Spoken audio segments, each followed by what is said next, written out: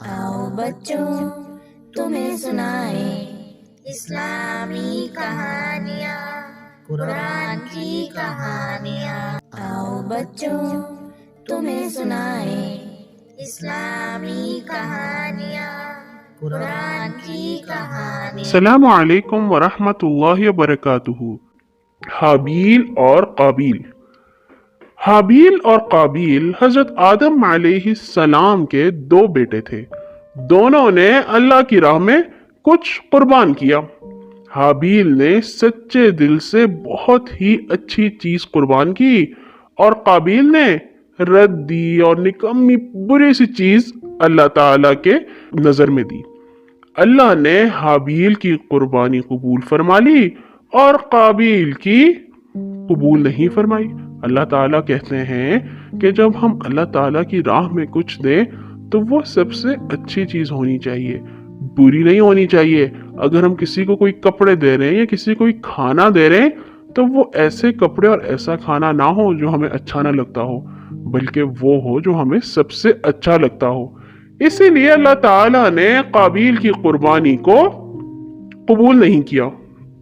अब इससे काबील को अपने भाई हाबील से बड़ा हसद हुआ, उसको बड़ी जलन हुई कि अल्लाह ताला ने इसकी तो कुर्बानी कबूल कर ली है और मेरी नहीं की।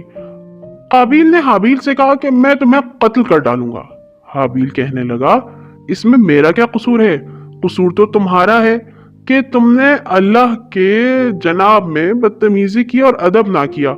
अल्लाह तो सिर्फ उन लोगों की कुर्बानी कबूल करता है जो सच्चे दिल से उसको खुश करने के लिए कुर्बानी देते हैं। अगर तुम मुझे कत्ल करने के इरादे से मुझ पर हाथ उठाओगे तो मैं तुम्हें मारने के लिए तुम पर हाथ नहीं उठाऊंगा, क्योंकि मैं अल्लाह ताला से डरता हूँ और तुम तो मेरे भाई हो। तो काबील ने शैतान की बात मान के हाबील को मार डाला और अल्लाह ताला से बिल्कुल भी ना डरा।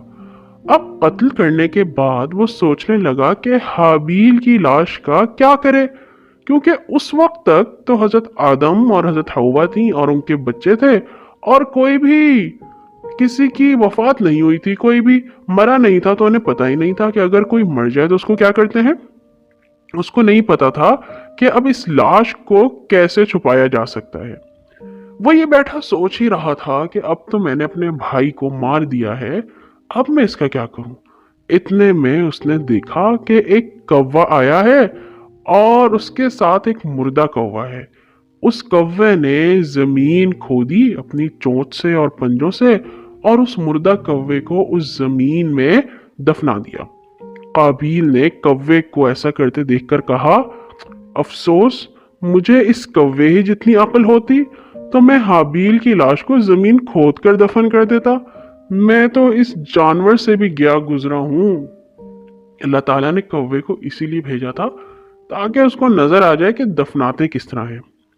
इतने साल बाद इस वाक़े के हवाले से अल्लाह ताला ने कहा कि जो भी किसी को कत्ल करेगा, किसी को मारेगा, किसी को नुकसान पहुंचाएगा, वो ऐसे ही होगा जैसे उसने सारी दुनिया के लोगों को मारा है।